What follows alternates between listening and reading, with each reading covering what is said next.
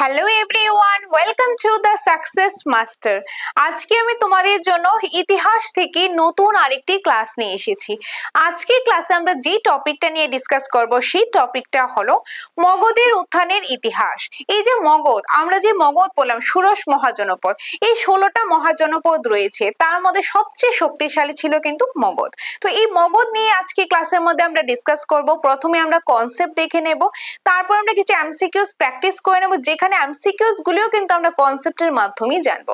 কারণ আমাদের এখানে কিন্তু কনসেপ্টটা মেইন, কারণ কনসেপ্ট গুলো যদি আমরা বুঝি, একদম গল্পের মাধ্যমে যদি ইতিহাস আমরা পড়ি, তাহলে কি হবে, তাহলে কিন্তু তোমরা পরীক্ষাতে যে কোনো কোশ্চেন আসলে বা এটা রিলেটেড কোশ্চেন আসলে তোমরা কিন্তু আনসারটা করতে পারবে। কারণ শুধুমাত্র কিছু কোশ্চেন আনসার বা কোনো এমসিকিউস পড়লে কোনো লাভ হবে না, পড়তে লাগবে আমাদের একদম কনসেপ্টটা। তো সেই অ্যাকর্ডিং তোমাদের জন্য আমরা ক্লাসেস নিয়ে আসার চেষ্টা করি, আশা করি তোমাদের ভালো লাগবে। তোমরা ক্লাসটা স্কিপ না করে লাস্ট পর্যন্ত দেখতে থাকো। এখন তাহলে স্টার্ট করছি আজকের ইতিহাস ক্লাসটা, যেটা তোমাদের ট্যাট বা এসটিজিটির ক্ষেত্রে কাজে আসবে।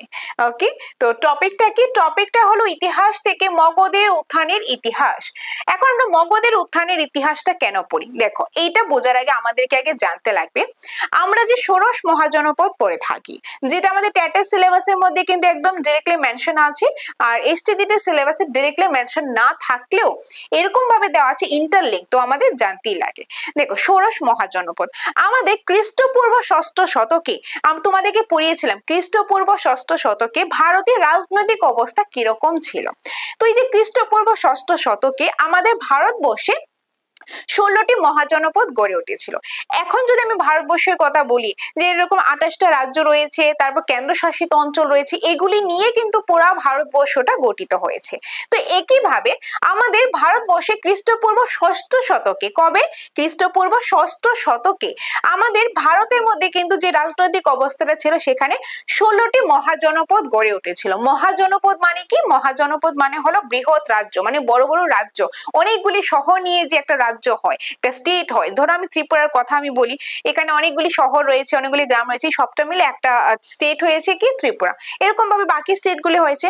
সেম ভাবে অনেকগুলি শহর, অনেকগুলি এরিয়া নিয়ে যে একটা বৃহৎ রাজ্য গড়ে ওঠে, ওইগুলিকে কিন্তু মহাজনপদ বলা হয়। তো এরকম খ্রিস্টপূর্ব ষষ্ঠ শতকে টোটাল 16টা মহাজনপদ ছিল। কয়টা ছিল? টোটাল ছিল 16টা মহাজনপদ। ওকে, 16টা মহাজনপদ ছিল। কি কি ছিল সেটা আমি বলবো। 16টা মহাজনপদ ছিল। এই 16টার মধ্যে 15টা ছিল, 15টা ছিল আমাদের উত্তর ভারতে। উত্তর ভারতে মানে নর্থ ইন্ডিয়াতে ছিল। আর একটা ছিল আমাদের কোথায়? একটা ছিল আমাদের সাউথ ইন্ডিয়াতে, মানে দক্ষিণ ভারতে, যেটা ছিল অসমক। যেটা কি ছিল? এটাকে ছিল অসমক। বাকিগুলির নাম কি সেগুলি আমরা এক এক করে দেখে নেব, ডোন্ট ওয়ারি। ওকে, তো খ্রিস্টপূর্ব ষষ্ঠ শতকে যে রাজ্য, অর্থাৎ বৃহৎ রাজ্য অর্থাৎ মহাজনপদ ছিল কয়টা? ছিল 16টা ছিল। সেই 16টা থেকে 15টা ছিল নর্থ ইন্ডিয়াতে, একটা ছিল কোথায়? যে সাউথ ইন্ডিয়াতে, যেটা নাম ছিল অসমক। তো ওই যে 15টা ছিল, এই 15টার মধ্যে মানে নর্থ ইন্ডিয়ার মধ্যে যে 15টা টোটাল, তার মধ্যে থেকে একটা খুব শক্তিশালী হিসাবে গড়ে উঠেছে। সবগুলো তো শক্তিশালী হিসাবে হয় না। আমি যদি এখন ভারতবর্ষের কথা বলি, যে ক্যাপিটালটা কোনটা? ক্যাপিটাল হলো দিল্লিতে। ওকে, ক্যাপিটাল দিল্লিতে। এখন বলতে ক্যাপিটাল কেন মুম্বাই না? ক্যাপিটাল কেন ওয়েস্ট বেঙ্গল না? ক্যাপিটাল কেন ত্রিপুরা না? কারণ বৃহৎ জিনিসটা কিন্তু দেখতে লাগবে।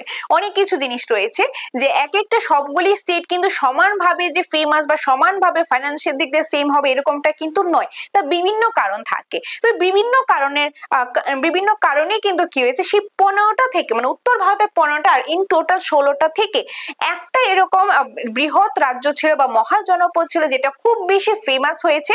আর সেই রাজ্যটাকে আমরা পড়ে থাকি, সেই রাজ্যের রাজনৈতিক অবস্থায় আমরা পড়ে থাকি, সেই রাজ্যের রাজবংশগুলি বা কি কি হয়েছে, সেখানে কোথায় আছে না আছে, সেই জিনিসটা আমরা পড়ে থাকি। আর সেই 16টা থেকে বা উত্তর ভারতের সেই 15টা থেকে যে ফেমাস সবচেয়ে শক্তিশালী যে রাজ্যটা, সেটা হলো মগধ। সেটা হলো মগধ। আর সেই মগধটা নিয়েই তো আমরা আজকে পড়বো। কারণ কেন? বাকি রাজ্যগুলির তুলনায়, বাকি মহাজনপদগুলির তুলনায় মগধ রাজ্যটা কিন্তু খুব বেশি শক্তিশালী। এখন একটা দেশ কখন শক্তিশালী হবে? যখন সেখানে কোন একটা দেশের যে সেই নেতা বা সেই দেশে যে এখন ধরো যে প্রধানমন্ত্রী রয়েছে তিনি যদি খুব পাওয়ারফুল হয় বা তার যে বংশটা বা তার যে এখন আগে কি ছিল রাজাদের আমল ছিল, রাজাদের দেখা গেল খুব ফেমাস বা সে খুব শক্তিশালী ছিল, তাহলে তার রাজ্যটা এরকম শক্তিশালী হবে। তো এরকম কিছু মগধ রাজ্যের মধ্যে মগধ রাজ্যটা ছিল এরকম একটা পরিবেশে যেখানে ভৌগোলিক অবস্থান খুবই অনুকূল ছিল, খুব সুন্দর পরিবেশ ছিল, ভালো পরিবেশ ছিল, নদীর কাছে ছিল, পাহাড় পর্বত দিয়ে ঘেরাও ছিল।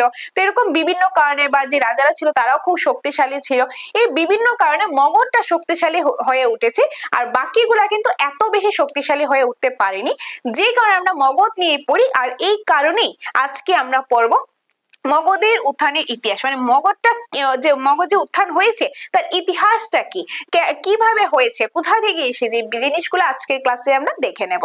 এখন শুরু করছি মগধের উত্থানের ইতিহাস। এতটুকু বোঝা গেল? আচ্ছা, নেক্সট কি রয়েছে দেখো।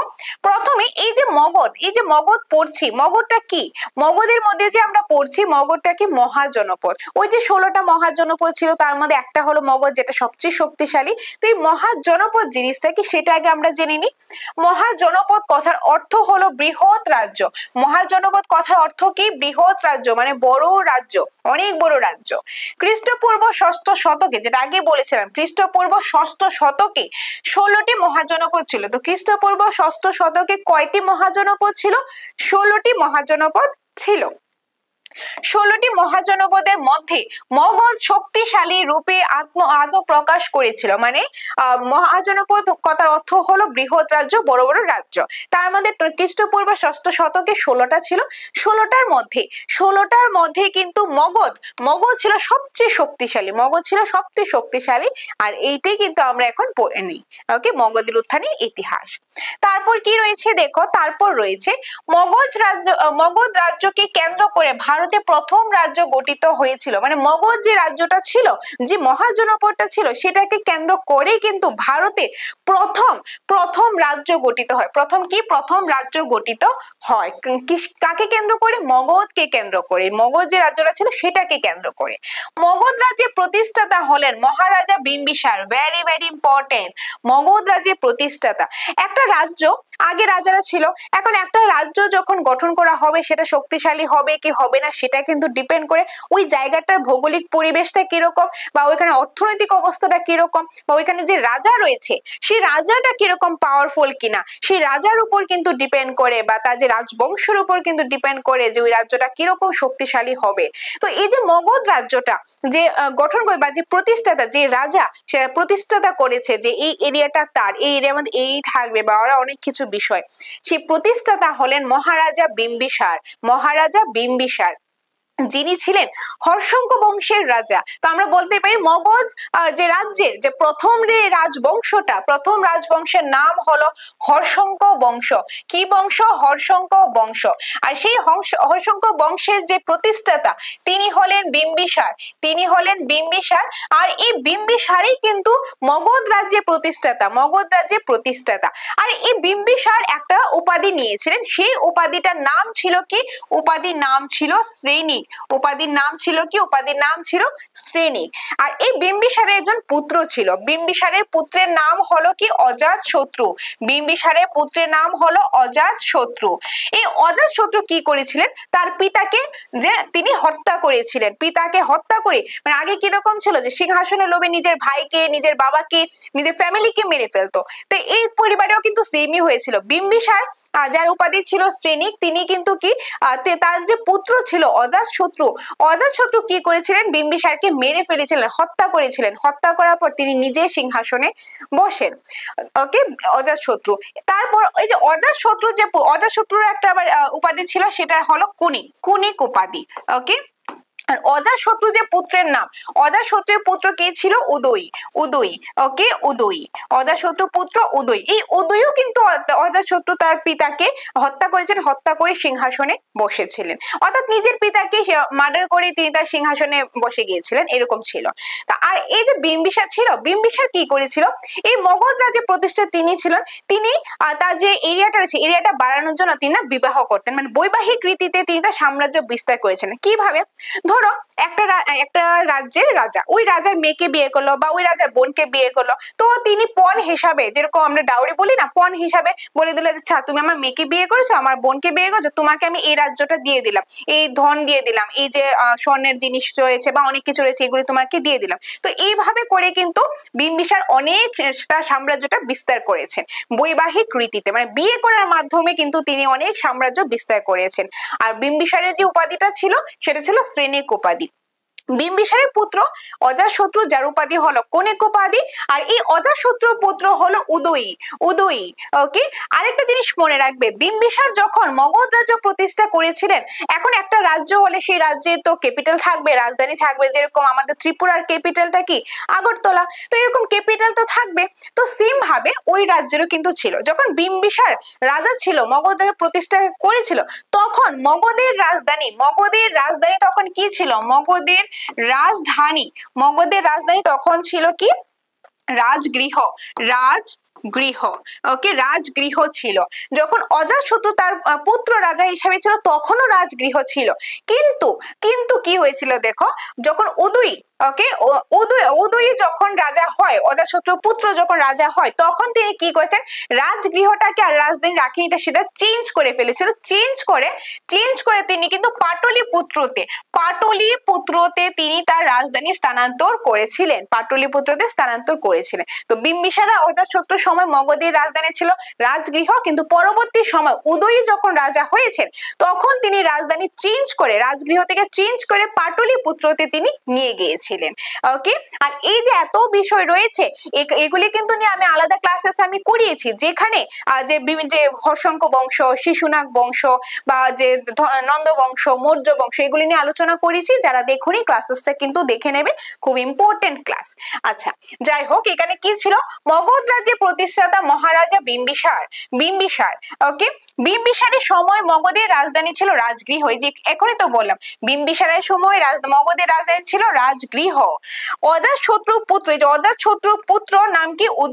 উদয়ী যখন মগধের রাজা হলেন, তখন মগধের রাজধানী তিনি কি করেন, রাজগৃহ থেকে চেঞ্জ করে পাটলিপুত্রে স্থানান্তরিত করেন। কোথায় স্থানান্তরিত করেন? পাটলিপুত্রতে স্থানান্তরিত করেন। তো মগধের রাজধানী প্রথমে রাজগৃহ ছিল, পরে পাটলিপুত্রতে স্থানান্তরিত করেন। কে করেন? উদয়ী করেছিলেন।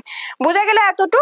ওকে, নেক্সট কি রয়েছে দেখো, নেক্সট রয়েছে মগধের উত্থানের কারণ। এই যে মগধ যে উত্থানটা হয়েছে তার কারণটা কি? সবকিছুর কিন্তু দুনিয়াতে সবকিছুর কারণ থাকে, রিজন থাকে। মগধ যে উত্থান হয়েছে তারও কারণ রয়েছে। কি কারণ রয়েছে? এই যে সুবিধাজনক ভৌগোলিক অবস্থান, মানে সুবিধাজনক, মগধটা এরকম একটা জায়গায়, এটা যে মগধ এরকম একটা জায়গা ছিল যেটা বর্তমানে বিহার সাইডে রয়েছে, একদম খুব সুন্দর একটা পরিবেশ ছিল, যেখানে নদী ছিল। তো নদী যদি কোনো জায়গায় থাকে, নদীর আশেপাশের মাটিগুলি খুব উর্বর থাকবে, পলি মাটি থাকবে, তাহলে এখানে কৃষিকাজ ভালো হবে, অর্থনৈতিক অবস্থা ভালো হবে, অন্যান্য কাজের ক্ষেত্রে ভালো হবে, নদী থেকে জল টল পাবে, তো কৃষিকাজের দিকে অনেকটাই ভালো হবে। তাছাড়া যেখানে ছিল সেখানে পাহাড় পর্বত, উত্তর ভারতে পাহাড় পর্বত ছিল, তো শত্রুদের আক্রমণ থেকেও বেঁচে যেত, বা আক্রমণ করলেও তারা খুব সহজেই তার যুদ্ধ করতে পারতো মগধে। তো মগধে এরকম বিভিন্ন ভৌগোলিক পরিবেশটা ছিল। ওকে, ভৌগোলিক পরিবেশটা খুবই সুন্দর ছিল। এই যে মগধের ভৌগোলিক অবস্থানে প্রাকৃতিক পরিবেশ অনুকূল ছিল। ওকে, মগধের ভৌগোলিক অবস্থানটা, মানে জিওগ্রাফিক্যাল যে এরিয়াটা বা তার যে প্রাকৃতিক পরিবেশ, সেটা খুবই অনুকূল ছিল। সেটা কৃষিকাজের জন্য উপযোগী ছিল। সেটা কৃষিকাজের জন্য উপযোগী হলে আগেকার দিনে কি কৃষিকাজ বেশি হতো। ওকে, এখন ধরো কোথাও নদী আছে, ধরো এখন আগরতলাতে যে হাওড়া নদী রয়েছে, এখন তাহলে তার এই নদীর আশেপাশে জনবসতি বেশি গড়ে উঠেছে। বা ধরো এখন যদি আমি বলি, যেরকম আমার বাড়ি মোহনপুর, আমি মোহনপুর নদী যে বলি, একটা সোনাই নদী আছে, তো সোনাই নদী কিন্তু একদম মোহনপুর বাজারের সাথেই, একদম একসাথে। তো এখানে জনবসতি বেশি গড়ে উঠেছে, এখানকার মাটি অনেকটা উর্বর থাকে, কৃষিকাজের জন্য উপযোগী। তো এখনো কৃষিকাজ হয়, বাট আগেকার দিনে কিন্তু এখন ধরো আমি তোমাদের ক্লাস করেছি, তোমরা ক্লাস করছো, তোমরা দুদিন পরে চাকরি পাবে, তোমরা স্কুলে যাবে, ইনকাম হবে। তো এই যে এগুলো আছে, আগে তো এত কিছু ছিল না। আগে ম্যাক্সিমামটা কৃষিকাজই তো করতো, এখনো করে, বাট আগে ম্যাক্সিমাম কৃষিকাজই করা হতো। এখন কৃষিকাজ করতে গেলে আমাদের এখন যদি রোজ 20 কিলোমিটার 30 কিলোমিটার হেঁটে গিয়ে কৃষিকাজ করা হয়, তাহলে সেইভাবে তো লাভ হবে না। তো ওই যেখানে কৃষিকাজ ভালো হবে সেখানে মানুষ বসবাস করত। তো ওই নদী ছিল, নদী যদি থাকতো, নদীর আশেপাশে মাটি পলি মাটি থাকে, পলি মাটি যদি থাকে তাহলে মাটিটা উর্বর হবে, তাহলে কৃষিকাজ ভালো হবে। কৃষিকাজ ভালো হলে তাদের জীবনযাপনটাও ভালো হবে, অর্থনৈতিক দিক থেকে তাদের ভালো হবে। তো এই জন্য ওই মগধের যে পরিবেশটা খুব ভালোভাবে কিন্তু মানে প্রাকৃতিক পরিবেশটা খুব অনুকূল ছিল, যে কারণে মগধটা আরো বেশি শক্তিশালী হয়ে উঠেছিল। ওকে, নেক্সট গঙ্গা, এই যে গঙ্গা নদী, সোন নদী, গন্ডক নদী, তিন দিক থেকে মগধকে ঘিরে ছিল। ওকে, মানে মগধের তিন দিকে নদী ছিল, কি নদী? গঙ্গা নদী, সোন নদী আর গন্ডক নদী। এই তিন নদী মগধে কিন্তু চারিদিকে বিস্তার ছিল, যে কারণে মগধের নদীর আশেপাশে থাকলে, যেটা নদীর আশেপাশে মাটি কিরকম থাকে? পলি মাটি। পলি মাটি থাকলে কি হবে? মাটি খুব উর্বর থাকবে, মাটি উর্বর থাকলে কৃষিকাজ ভালো হবে, কৃষিকাজ ভালো হলে লোকজনে বেশি যে আয় করার জন্য বেশি সুযোগ পাবে, তাহলে ওই জায়গাটা আরো বেশি শক্তিশালী হয়ে উঠবে। তো এই কারণে মগধের আরেকটা যে গড়ে ওঠার কারণ হলো ওইখানে মানে নদীর ঘিরে, মগধকে তিনটা নদী ঘিরে ছিল। ওকে, এটা হলো আরেকটা কারণ। নেক্সট, রাজগৃহ ছিল পর্বত বেষ্টিত সুরক্ষিত নগর। আর রাজগৃহটা যেটা কি ছিল? বিম্বিসার অজাতশত্রু আমলে যে রাজধানী ছিল রাজগৃহ, সেই রাজগৃহটা না পর্বত বেষ্টিত ছিল। ধরো এটা হলো রাজগৃহ। ওকে, তার এদিকে কি ছিল?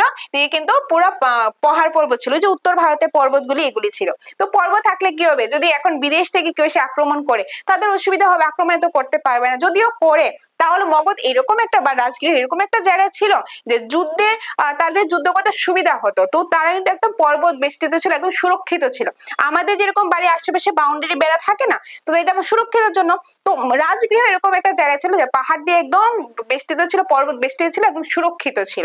ওইটাও একটা কারণ, মগধ উত্থানের আরেকটা কারণ। নেক্সট, পাটলিপুত্র ছিল গঙ্গা ও সোন নদীর সঙ্গমস্থল। আর পাটলিপুত্র জায়গাটা কোথায় ছিল? গঙ্গা আর সোন নদী যেখানে এসে মিলিত হতো, ধরো গঙ্গা নদী, এটা সোন নদী এসে এখানে মিলিত হলো, মানে এটা সঙ্গম স্থলটা। তো এই জায়গাতে গড়ে উঠেছিল কি? পাটলিপুত্র। ক্লিয়ার? রাজগৃহ পর্বত বেষ্টিত সুরক্ষিত নগর, আর পাটলিপুত্র হলো গঙ্গা ও সোন নদীর সঙ্গম স্থলে। রাজগৃহ ছিল বিম্বিসারের আমলে মগধের রাজধানী, আর পাটলিপুত্র হলো উদয়ের আমলে যে আমাদের মগধের রাজধানী। ক্লিয়ার? ওকে, তো আশা করি তোমরা বুঝতে পারছো। তারপর কি রয়েছে দেখো, উর্বর ভূমি। এই যে উর্বর ভূমি কিভাবে? নদীর আশেপাশে নদীর জল আছে, দেখো নদীর জলের আশেপাশে ধর বন্যা হলো, তো সাইডের যে মাটিগুলি অনেক উর্বর হয়ে যায়, বৃষ্টিপাতের জন্য, জলের জন্য, বিভিন্ন কারণে মাটিগুলি পলি মাটি থাকে। তো পলি মাটি খুব উর্বর হয়, কৃষিকাজের জন্য ভালো হয়। তো এখানে এটাই কিন্তু বলা হয়েছে উর্বর ভূমি। গঙ্গা ও তার শাখা নদীগুলির কারণে মাটি উর্বর ছিল, মানে গঙ্গা নদী এবং তার যে আরো শাখা নদী কি? ধরো এটা হলো গঙ্গা নদী, মূল নদীটা, এখান থেকে আরো ছোট ছোট নদী, এরকম ছোট ছোট নদী বেরিয়েছে, এগুলিকে বলা হয় একটা শাখা নদী। ওই গঙ্গা নদী আর তার শাখা নদীর গুলির জন্য ওখানে মাটিটা খুব বেশি উর্বর, আর মাটি উর্বর যে কারণে কৃষিকাজও খুব ভালো হতো। আর এই কারণে এখানে ফাইন্যান্সিয়াল কন্ডিশনও ভালো ছিল, আর মগধটা আরো বেশি শক্তিশালী হয়ে উঠেছিল। এই যে ফলে কৃষিকাজ ভালো হতো এবং শস্য প্রচুর পরিমাণে উৎপাদন হতো। মগধ খনিজ সম্পদের উন্নত ছিল, আর মগধ কি খনিজ সম্পদের জন্য খুব বেশি উন্নত ছিল। ধলভূম আর সিংহভূম, ভেরি ইম্পর্টেন্ট, ধলভূম সিংহভূম থেকে প্রচুর খনিজ সম্পদ পাওয়া যেত। আর ধলভূম সিংহভূম যে একটা জায়গা ছিল, এখানে প্রচুর পরিমাণে খনিজ সম্পদ পাওয়া যেত। যেরকম ধরো লোহা, এখান থেকে প্রচুর পরিমাণে লোহা কিন্তু পাওয়া যেত। খুবই ইম্পর্টেন্ট পার্ট, পরীক্ষাতে আসতেই পারে যে নিচের কোন জায়গা থেকে খনিজ সম্পদ বা লোহা বেশি পাওয়া যায়, মগধের কোন জায়গা? তখন হবে ধলভূম ও সিংহভূম থেকে খনিজ সম্পদ খুব বেশি পরিমাণে পাওয়া যেত, যার মধ্যে একটা হলো লোহা। কি হবে? লোহা, ভেরি ভেরি ইম্পর্টেন্ট। নেক্সট, সুবিধাজনক ভৌগোলিক অবস্থান, উর্বর মাটি, খনিজ সম্পদ ইত্যাদির জন্য মগধ আর্থিকভাবে সমৃদ্ধ ছিল। মানে সুবিধাজনক ভৌগোলিক অবস্থান ছিল, সব দিক থেকে সুবিধা ছিল, জলের দিক থেকে সুবিধা, উর্বর মাটির দিক থেকে সুবিধা, পাহাড় পর্বত দিয়ে বেষ্টিত ছিল, তো সুরক্ষিত ছিল, বা যে আরো যে বিভিন্ন বিষয় ছিল, এখানকার অর্থনৈতিক দিক থেকেও ভালো ছিল, সব দিক থেকে কিন্তু খুব ভালো একটা পরিবেশ ছিল, যে কারণে মগধ বেশি শক্তিশালী হয়ে ওঠে, বেশি ছড়িয়ে পড়ে, সাম্রাজ্য বিস্তারটা বেশিভাবে ছড়িয়ে পড়ে, যে কারণে মগধের উত্থানটা হয়েছিল, মগধের উত্থানটা এত বেশি ফেমাস হয়েছিল। তারপর উর্বর মাটি, তারপর বিভিন্ন খনি সম্পদ ইত্যাদির জন্য মগধ আর্থিকভাবে মানে ফাইন্যান্সিয়াল দিক থেকে অনেক বেশি সমৃদ্ধ ছিল। আর এই কারণেই এত ফেমাস বা এত ভাবে ছড়িয়ে পড়ার কারণে আজকে আমরা মগধের উত্থানের ইতিহাসটা কিন্তু আমরা পড়ছি। বোঝা গেল? এইটাই গেল আমাদের উর্বর ভূমির পার্টটা। তারপর কি রয়েছে দেখো, তারপর আরো কিছু পার্ট রয়েছে। তাছাড়া যোগাযোগ ব্যবস্থা ভালো ছিল। বনাঞ্চলে কিছু হাতি ছিল, বনাঞ্চলে হাতি, তাহলে হাতিতে বসে যুদ্ধ করতে সুবিধা হতো, তো এরকম হাতি ছিল, এটা হবে না। তারপর যেরকম বিভিন্ন সেনারা ছিল, খুব শক্তিশালী সেনাবাহিনী ছিল, যারা মগধকে শক্তিশালী রাজ্যে পরিণত করেছিল। এই সব জিনিস মানে যোগাযোগের জন্য ভালো ছিল। বিভিন্ন বনাঞ্চলে হাতি ছিল, তো যুদ্ধ করার জন্য সুবিধা হতো। বিভিন্ন যে লোহার আসবাবপত্র ছিল বা বিভিন্ন সেনাবাহিনী ছিল, যে জিনিসটা মগধকে আরো বেশি ফেমাস করেছিল, আরো বেশি শক্তিশালী করেছিল। নেক্সট কি রয়েছে? যোগ্যতা সম্পন্ন নরপতি। নরপতি মানে রাজা। এখন আগে বলেছিলাম কোন একটা এখন রাজ্য গড়ে উঠবে, সেখানকার যে মেন যে থাকে, ধরো একটা ফ্যামিলি ভালো পথে তখনই যাবে যখন ফ্যামিলি একজন লিডার থাকবে। না থাকলে কিন্তু মানে হয় না। থাকলে ভালো, যে দিশা দেখাবে, এটা করতে পারো। বা ধরো একটা আমাদের ভারতবর্ষটা দেশ চালাতে গেলে প্রধানমন্ত্রী থাকাটা দরকার।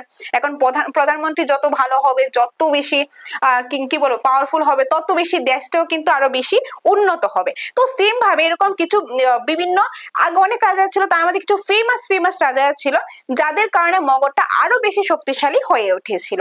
ওকে, তাদেরকে নরপতিও বলা হয়। যেরকম মগধের সিংহাসনে বিম্বিসার, যিনি মগধের প্রতিষ্ঠাতা ছিলেন, বিম্বিসার খুবই শক্তিশালী একজন রাজা ছিলেন। তারপর বিম্বিসারের যে ছেলে ছিল অজাতশত্রু, তারপরে যেরকম অজাতশত্রু পুত্র উদয় ছিল, আরো অনেক ছিল। শিশুনাগ বংশের যেরকম শিশুনাগ, কালাশোক, তারা ছিল। তারপর নন্দ বংশের যেরকম মহাপদ্মনন্দ, তারপর যে শেষ রাজা নন্দ বংশের ধননন্দ, তারপর চন্দ্রগুপ্ত মৌর্য, অশোক, তো বিভিন্ন এই যে অশোকের মতো নরপতিরা আরোহণ করেছিলেন। বিভিন্ন এরকম ছিল, অনেকজন ছিল, তার মধ্যে স্পেসিফিক কিছু দেওয়া হয়েছে। তার মধ্যে বিম্বিসার হলো হর্ষঙ্ক বংশের রাজা।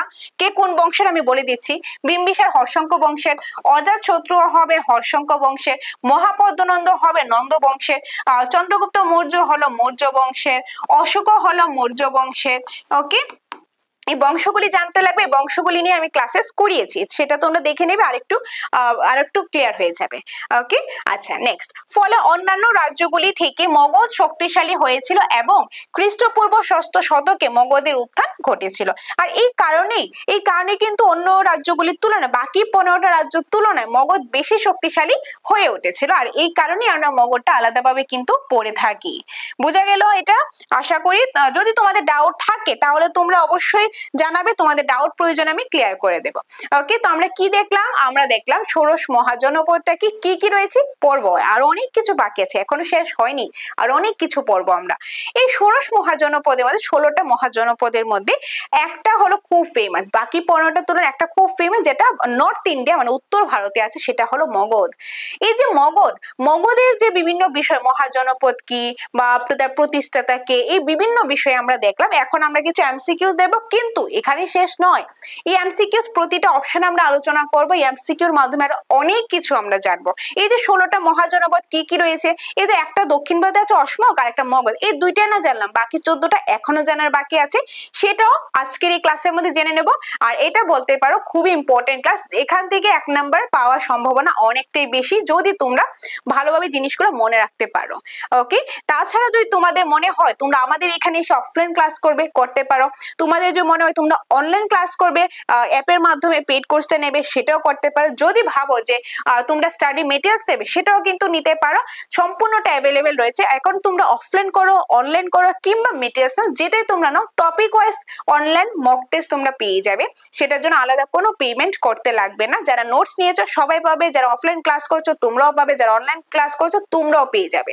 তো যাদের প্রয়োজন তোমরা আমাদের সাথে যোগাযোগ করবে, যোগাযোগ করে তোমরা স্ক্রিনে দেওয়া নম্বরে যোগাযোগ করে ডিটেইলস জেনে নিতে পারো, নোটস এর হোক, অফলাইন ক্লাস, অনলাইন ক্লাস, যেটারই হোক সেটার ব্যাপারে স্ক্রিনে দেওয়া নম্বরে যোগাযোগ করে জেনে নিতে পারো।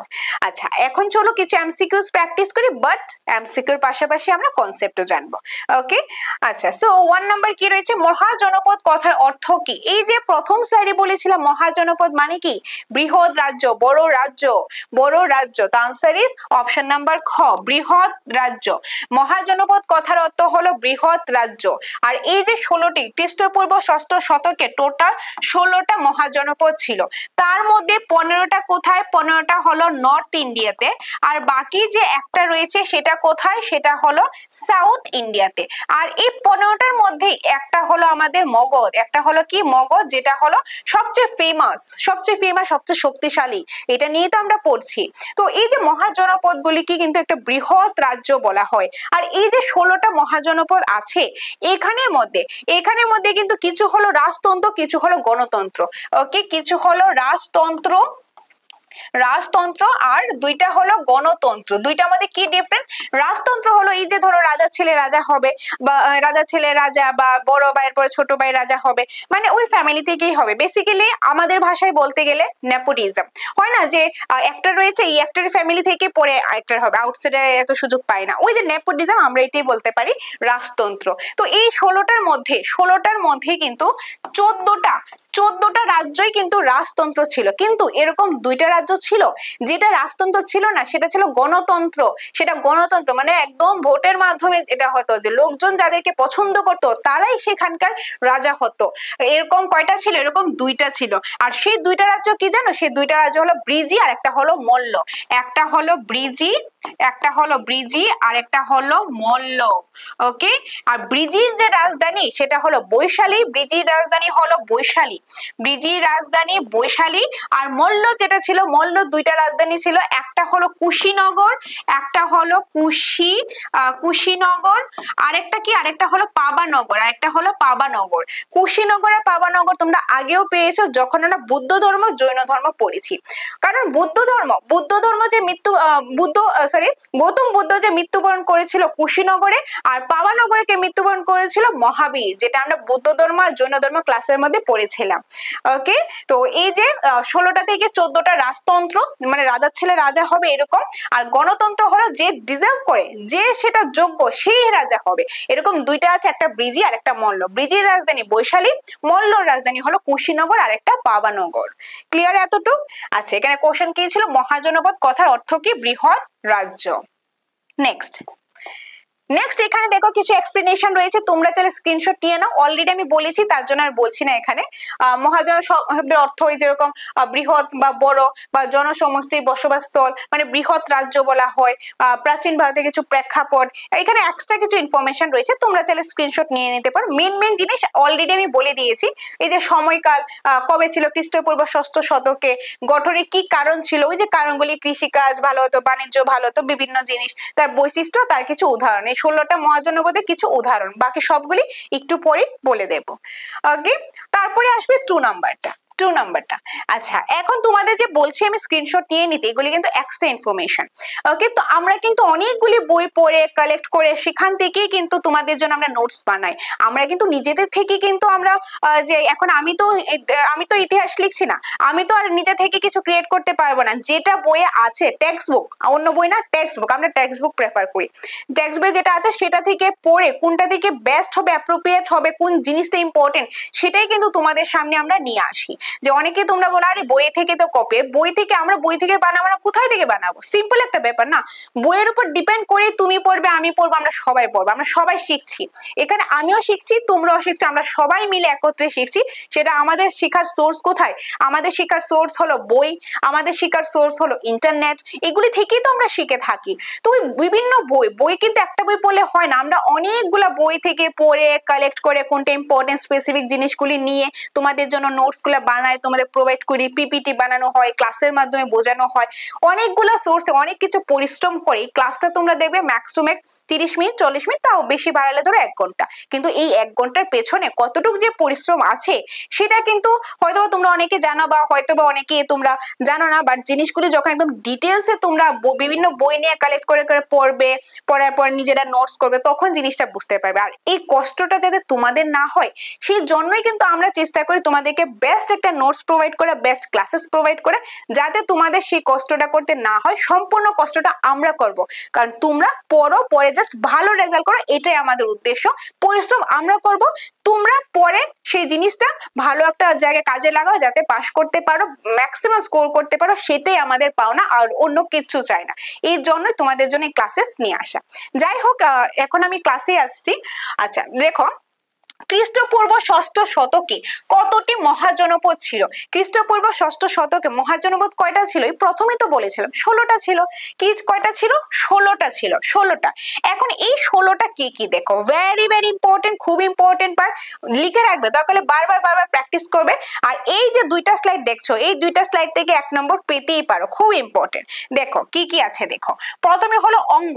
অঙ্গ এগুলি হলো রাজ্যগুলির নাম, এগুলি হলো রাজধানী, এগুলি হলো রাজ্য মানে মহাজনপদ, আর এগুলি হলো তার রাজধানী, এগুলি তার রাজধানী। ওকে, অঙ্গরাজ্যের রাজধানী চম্পা। মগধ রাজগৃহ, পরে পাটলিপুত্র, কারণ ওই যে বিম্বিসারের সময় রাজগৃহ ছিল, কিন্তু পরে যখন অজাতশত্রু পুত্র রাজা হয়েছে তখন রাজগৃহটা চেঞ্জ করে পাটলিপুত্রতে স্থানান্তর করেছিল। এই জন্য মগধের রাজধানী প্রথমে রাজগৃহ, পরে পাটলিপুত্রতে স্থানান্তর করেছে। এখন অপশনে কি দেখবে সেই বুঝে আমার আনসার করতে লাগবে। তারপর কাশী হলে বারাণসী, কাশী রাজ্যের রাজধানী বারাণসী। ব্রিজি বা ব্রজি যেটা হলো বৈশালী, আর এটাকে এটা হলো গণতন্ত্র, গণতন্ত্র বা এটাকে প্রজাতন্ত্র কিন্তু বলা হয়। গণতন্ত্র বা প্রজাতন্ত্র মানে প্রজাদের দ্বারা নিয়োগ করা হয়, তাদের রাজা কে হবে, যে ডিজার্ভ করে সেই হবে। কারণ এরকম দুইটা ছিল, একটা হলো ব্রিজি বা ব্রজ্য বলা হয়, যেটা রাজধানী বৈশালী। তারপর মল্ল সেম, গণতন্ত্র বা প্রজাতন্ত্র, গণতন্ত্র বা প্রজাতন্ত্র। ওকে, প্রজাতন্ত্র। আর এই মল্লর যে রাজধানী, একটা হলো কুশীনগর আর একটা হলো পাবা, দুইটি রাজধানী। যে মল্লর কিন্তু দুইটা রাজধানী ছিল, বাকিগুলি কিন্তু একটা একটা, কিন্তু এটা কিন্তু দুইটা রাজধানী ছিল, একটা হলো কুশীনগর, একটা পাবানগর। কুশীনগরে বুদ্ধ ধর্মের সাথে রিলেটেড, পাবানগর যেটা মহাবীরের সাথে রিলেটেড, ওই যে জৈন ধর্ম বৌদ্ধ ধর্ম ওইগুলার সাথে রিলেটেড। নেক্সট হলো চেদি, যেটা হলো সুক্তমতি, চেদি রাজ্যের রাজধানী হলো সুক্তমতি। তারপর হলো বৎস রাজধানী হলো কৌশাম্বী, এগুলি মনে রাখতে লাগবে, রাজ্যের নাম রাজধানীর নাম। নেক্সট কুরু হলো ইন্দ্রপ্রস্থ, যেটা বর্তমানে দিল্লির নিকটে মানে দিল্লির কাছে আছে। নেক্সট হলো পাঞ্চাল, যেটা হলো যে আহিচ্ছত্র, এটা আহিচ্ছত্র, আর একটা হলো কাম্পিল্য, মানে দুইটা, একটা হলো আহিচ্ছত্র যেটা উত্তর পাঞ্চাল, আর একটা হলো কাম্পিল্য যেটা হলো দক্ষিণ পাঞ্চাল। তো কি মনে রাখবে, রাজ্যগুলির নাম প্লাস সেই রাজধানীগুলির নাম মনে রাখতে লাগবে। পরীক্ষাতে আসতেই পারে নিচের কোনটা যে ষোড়শ মহাজনপদের মধ্যে পড়ে, বা এরকম আসতে পারে অঙ্গরাজ্যের রাজধানীর নাম কি, বা চম্পা যে রাজধানীটা আছে এটা রাজ্যটার নাম কি, এরকম আসতেই পারে, বিভিন্ন ভাবে আসতে পারে, সম্পূর্ণটা মনে রাখতে লাগবে। তোমরা চাইলে স্ক্রিনশট নিয়ে নিতে পারো, আর এই পিডিএফটা কিন্তু আমি প্রোভাইড করে দেবো টেলিগ্রাম গ্রুপের মাধ্যমে। নেক্সট রয়েছে দেখো মৎস্য রাজ্যের রাজধানী হলো বিরাটনগর। সুরসেন রাজধানী হলো মথুরা। অবন্তী যেটা হলো উজ্জয়িনী, মহিষ্মতি দুইটি রাজধানী, এটা কিন্তু দুইটি রাজধানী। ওকে, আরেকটা কি ছিল, মল্লরও কিন্তু দুটি রাজধানী ছিল।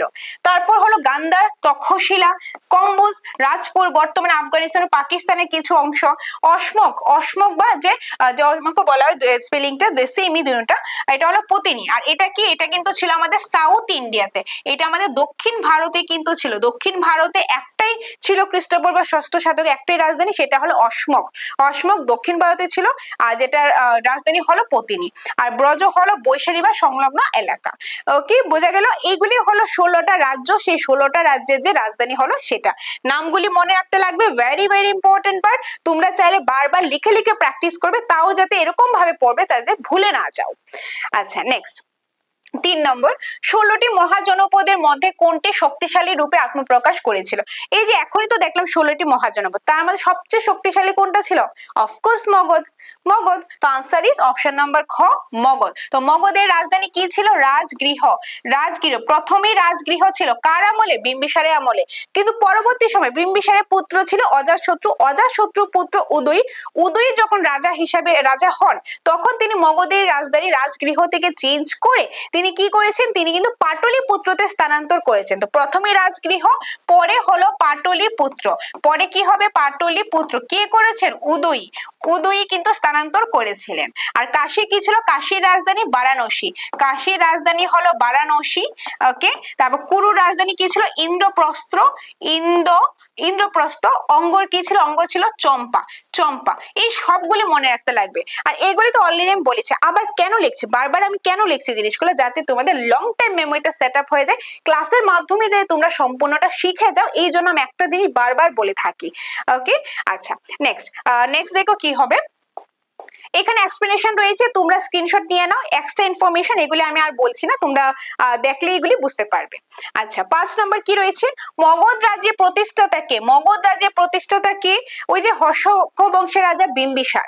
বিম্বিসার হলেন মগধ রাজ্যের প্রতিষ্ঠাতা। তো answer is Maharaja Bimbisara. Option number খ, অপশন নাম্বার খ, মহারাজা বিম্বিসার। অপশন নাম্বার খ। বিম্বিসারের পুত্র কে ছিল? বিম্বিসারের পুত্র ছিল অজাতশত্রু। অজাতশত্রু, অজাতশত্রুর পুত্র ছিল উদয়ী, উদয়ী। ওকে, আর মহাপদ্মনন্দ কে ছিল? তিনি নন্দ বংশের রাজা ছিল মহাপদ্মনন্দ। আর নন্দ বংশের শেষ রাজা বা অত্যাচারী রাজা ছিলেন ধনানন্দ। সেই ধনানন্দকে হত্যা করেই কিন্তু যে মৌর্য বংশের প্রতিষ্ঠাতা করেন চন্দ্রগুপ্ত মৌর্য, যেটা আমি আরেকটা ক্লাসেও কিন্তু ডিসকাস করেছি। আর অশোক ছিলেন কি? অশোক ছিল মৌর্য বংশের একজন শ্রেষ্ঠ রাজা ছিল অশোক। এই অশোককে কিন্তু চণ্ডাশোক, ধর্মাশোকও বলা হয়। কেন চণ্ডাশোক বলা হয় বা কেন ধর্মাশোক বলা হয় সেটা তোমরা পেয়ে যাবে অশোকের যে ক্লাসটা রয়েছে সেই ক্লাসের মধ্যে। অশোক নিয়ে সেপারেট ভাবে ক্লাসেস রয়েছে। আচ্ছা নেক্সট, এখানে এক্সপ্লেনেশন রয়েছে অজাতশত্রু, মহারাজা বিম্বিসার, মহাপদ্মনন্দ আর অশোক নিয়ে। তোমরা এখানে যে স্ক্রিনশট নিয়ে নাও, কারণ এগুলি কিন্তু অলরেডি আলোচনা করা হয়েছে, বা যখন আমরা বংশগুলি নিয়ে পড়েছিলাম সেখানেও পড়েছিলাম, অশোক নিয়ে পড়েছি সেখানেও পড়েছিলাম। আচ্ছা নেক্সট 6 নাম্বার, 6 নাম্বার রয়েছে বিম্বিসারের সময় মগধের রাজধানী কোথায় ছিল? বিম্বিসারের সময় মগধের রাজধানী দুটো ছিল, প্রথমে রাজগৃহে, পরে হলো পাটলিপুত্র। আর বিম্বিসারের সময় ছিল রাজগৃহতে, উদয়ের সময় ছিল পাটলিপুত্রতে। তো এখানে বলা হয়েছে বিম্বিসারের সময়, তার মানে answer is Rajgriha. Option number খ, রাজগৃহ। অপশন নাম্বার খ, যেটা মগধের প্রথম রাজধানী। মগধের যে দ্বিতীয় রাজধানী মানে রাজগৃহের পরে উদয় যখন স্থানান্তর করেন তখন ছিল পাটলিপুত্র। আর কুশীনগর কি ছিল? যে মল্ল, মল্ল যে রাজ্য ছিল, মল্ল যে রাজধানী ছিল কুশীনগর, আরেকটা ছিল পাবানগর। আর চম্পা হলো অঙ্গরাজ্যের রাজধানী। কি? অঙ্গরাজ্যের রাজধানী। ক্লিয়ার? নেক্সট, নেক্সট এখানে দেখো সবগুলো এক্সপ্লেনেশন রয়েছে, পাটলিপুত্র, রাজগৃহ, কুশীনগর, চম্পা এক্সপ্লেনেশন রয়েছে। আর তোমরা চাইলে স্ক্রিনশট নিয়ে নিতে পারো, আগে অলরেডি এক্সপ্লেন করেছি সেই জন্য এখানে আমি আর বলছি না।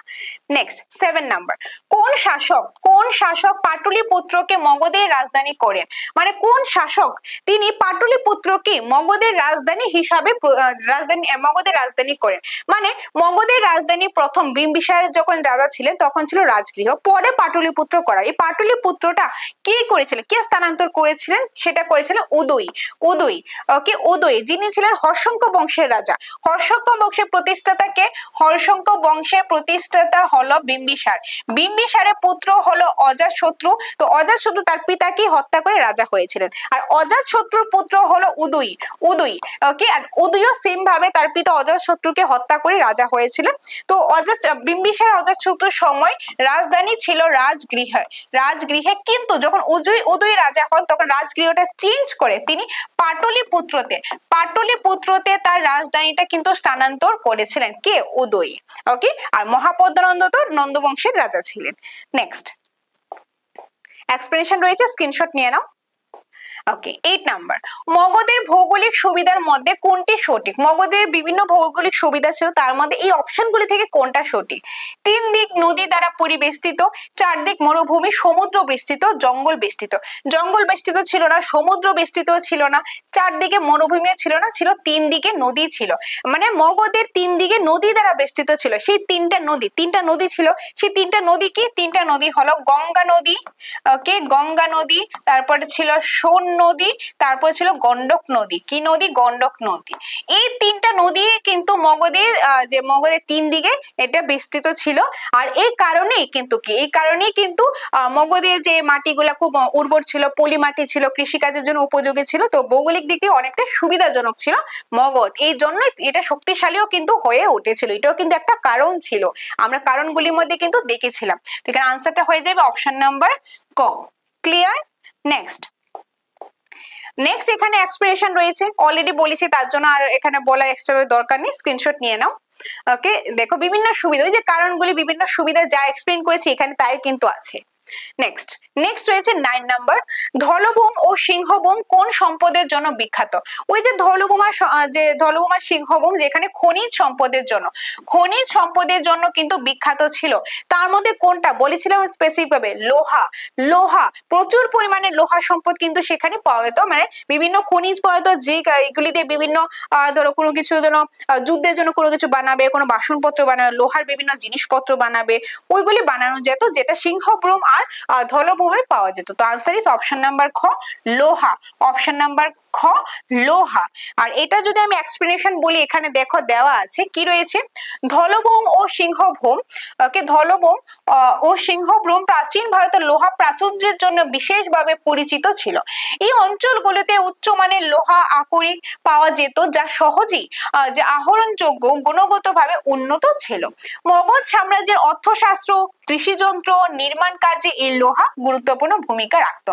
মগধ সাম্রাজ্যে বিভিন্ন অস্ত্র বানানো হতো, কৃষিকাজের ক্ষেত্রে বা বিভিন্ন জিনিস নির্মাণের ক্ষেত্রে এই লোহাগুলি কাজে আসতো। ভৌগোলিক ভাবে জঙ্গল ও পাহাড়ে ঘেরা হওয়ায় এখানে প্রাকৃতিক ভাবে আকরিক সঞ্চিত হয়েছিল। এই লোহার প্রাপ্যতা মগধের সামরিক ও অর্থনৈতিক শক্তি বৃদ্ধিতে সহায়ক হয়েছিল। ওকে, এগুলো আলাদা মুখস্থ করার কোনো দরকার নেই, জাস্ট জিনিসটা বুঝবে। মেন ইম্পর্টেন্ট আগে অলরেডি এক্সপ্লেনেশনে বলে দিয়েছি। ওকে, নেক্সট হলো 10 নাম্বার। 10 নাম্বার কি রয়েছে, মগধের উত্থানের প্রধান মানব সম্পদ জনিত কারণ কি? মগধের উত্থানের প্রধান যে মানব সম্পদ জনিত কারণ, সেই কারণটা কি? বিদেশি বাণিজ্য, দক্ষ নরপতি, কৃষক সমাজ, সৈন্যবাহিনী। প্রধান মানব সম্পদ জনিত মানে এখন একটা দেশ উন্নত করবে, সেই জন্য যে ভৌগোলিক অবস্থান প্রয়োজন, প্রাকৃতিক সম্পদ প্রয়োজন, সবকিছু আছে, কিন্তু দেখা গেল এরকম প্রপার একজন লিডার নেই, তাহলে কিন্তু ওই দেশটা সেইভাবে উন্নত নাও হতে পারে। একটা লিডার থাকার খুব দরকার। তো এইভাবে আগে তো রাজা ছিল, সেই জন্য প্রধান মানব সম্পদ হিসাবে কিন্তু নরপতি বা রাজারা কিন্তু খুব একটা ইম্পর্টেন্ট রোল প্লে করে, কারণ যেটা লিডারশিপটা খুব ইম্পর্টেন্ট। তো এখানে আনসার হবে দক্ষ নরপতি, একদম স্কিল একজন রাজা। ওকে, দক্ষ নরপতি কিন্তু খুবই ইম্পর্টেন্ট একটা পার্ট ছিল। মগধ যে উত্থান হয়েছিল, মগধটা এত বেশি শক্তিশালী হয়েছিল। তো আনসার ইজ অপশন নাম্বার খ। আনসার ইজ অপশন নাম্বার খ। ওকে, সো আশা করি তোমরা সম্পূর্ণটা ভালোভাবে বুঝতে পেরেছো। এটাই ছিল আজকের ইম্পর্টেন্ট ক্লাসটা। আজকে আমরা দেখলাম মগধের ইতিহাসের উত্থান। প্রথমে আমরা কনসেপ্ট দেখে নিয়েছি, কনসেপ্টের পর এমসিকিউস প্র্যাকটিস করলাম, এগুলির পাশাপাশি আমি এক্সপ্লেনেশন দিয়ে দিয়েছি। তবে মেইন যে কনসেপ্ট করেছি সেটাই কিন্তু ইম্পর্টেন্ট। এমসিকিউস 10টা করায়, 20টা করায়, 50টা করায়, 100টা করায় কোনো লাভ হবে না, এত মুখস্থ করে হবে না, এত কিছু মনে থাকবেই না। কনসেপ্ট পড়ো, গল্পের মতন পড়ো, তাহলে দেখবে যে কোনো কোশ্চেন আসলে ইজিলি আনসার করতে পারবে, কারণ হিস্ট্রিতে সবচেয়ে বেশি স্কোর করা যায়। তোমরা যদি টেটের ক্ষেত্রে দেখো, এবার রিসেন্টলি কথা যদি বলি, 15টা কোশ্চেন থেকে 15টা কোশ্চেনই কমন ছিল। যে আমরা যে ক্লাস করিয়েছি বা যে নোটস দেওয়া হয়েছে, সে 15টাতে 15টাই কোশ্চেন কমন ছিল। সেখানে শুধু কোশ্চেন আনসার মাধ্যমে না, আমরা এক্সপ্লেনেশন দিয়েছি, তার জন্যই কিন্তু এত পরিমাণে যে স্কোরটা করা গেছে। তো তার জন্য সবসময় বলি এক্সপ্লেনেশন খুব ইম্পর্টেন্ট। যাই হোক, এটাই ছিল আজকের ক্লাস। আশা করি ভালো লেগেছে। কিরকম লেগেছে অবশ্যই জানাবে। কোনো ডাউট থাকলে দরকার হলে ভিডিওটা 2 বার 3 বার 4 বার দেখো, তারপর ডাউট থাকলে আমি তো আছি, আমার সাথে কন্ট্যাক্ট করবে, প্রয়োজনে আমি ডাউট সেশনও দিয়ে দেবো। তাছাড়া তোমরা যদি ভাবো তোমাদের অফলাইন ক্লাসেসের প্রয়োজন, কিংবা অনলাইন ক্লাসেসের প্রয়োজন, কিংবা তোমাদের স্টাডি মেটেরিয়ালস হার্ড কপি নোটসের প্রয়োজন, যেটাই তোমাদের প্রয়োজন, সেটার জন্য তোমরা আমাদের সাথে যোগাযোগ করবে আমাদের স্ক্রিনে দেওয়া নম্বরে। এই নম্বরে যোগাযোগ করে ডিটেলসটা জেনে নিতে পারো। তবে তোমরা অফলাইন ক্লাস করো, অনলাইন ক্লাস করো, কিংবা তোমরা নোটসটাই নাও, যেটাই তোমরা নাও, টপিক ওয়াইজ মক টেস্ট কিন্তু ডেফিনেটলি পেয়ে যাবে। তো যাদের তোমাদের এই নোটস ক্লাস প্রয়োজন, সেটার জন্য আমাদের সাথে যোগাযোগ করবে। ওকে, সো এটাই ছিল আজকে ক্লাস। দেখা হচ্ছে পরবর্তী অন্য কোনো একটা ক্লাসে। ধন্যবাদ।